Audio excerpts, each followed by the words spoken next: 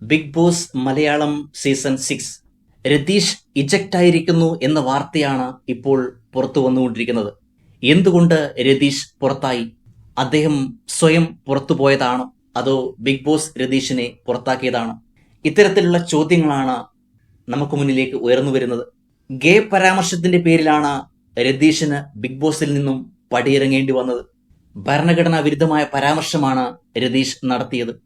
അതുകൊണ്ട് തന്നെ ഏഷ്യാനെറ്റിനും ബിഗ് ബോസിനും അദ്ദേഹത്തെ പ്രൊട്ടക്ട് ചെയ്യാൻ കഴിയില്ല. രതീഷിന്റെ ഗെയിം നമുക്കറിയാം, നെഗറ്റീവ് ഗെയിം തന്നെയാണ് രതീഷ് അവിടെ നടത്തിയത്. പക്ഷേ ഒരാഴ്ച കൊണ്ട് തന്നെ അനേകം പ്രേക്ഷകരുടെ മനസ്സ് കീഴടക്കാൻ രതീഷിന് കഴിഞ്ഞു. സുരേഷ് ഗേ ആണ് എന്ന് രതീഷ് വിളിച്ചു പറഞ്ഞു. അതാണല്ലോ ഇവിടെ പ്രശ്നം. എന്നാൽ അതിനു മുമ്പ് തന്നെ എല്ലാവരും കേൾക്കെ പരസ്യമായി രതീഷിനെ കുറിച്ച് സുരേഷ് എന്താണ് പറഞ്ഞത്? അവൻ സെക്ഷൽ ഹാരാസ്മെന്റ് നടത്തി എന്നാണ്. സത്യത്തിൽ സുരേഷ് ഗേ എന്ന വാക്ക് ഉപയോഗിച്ചില്ല എന്നേ ഉള്ളൂ. രണ്ടിന്റെയും അർത്ഥം ഒന്നു തന്നെയാണ്. ഇവിടെ പലർക്കും പല നിയമമാണ്. രണ്ടുപേരും ഒരേ തെറ്റാണ് ചെയ്തിരിക്കുന്നത്. പക്ഷേ ഇത് ബിഗ് ബോസ് ഷോ ആണ്. ഈ ഷോ ഇങ്ങനെയാണ്, ഈ ഫോർമാറ്റ് ഇങ്ങനെയാണ്. അതുകൊണ്ടാണ് രതീഷ് ഇവിടെ ഇജക്റ്റ് ആയത്. എന്നാൽ പ്രേക്ഷകരായ നമുക്ക് പ്രതീക്ഷിക്കാം, രതീഷ് ഒരു പക്ഷേ വീണ്ടും ബിഗ് ബോസ് ഷോയിലേക്ക് വരാനുള്ള സാധ്യതയും നമുക്ക് തള്ളിക്കളയാനാവില്ല.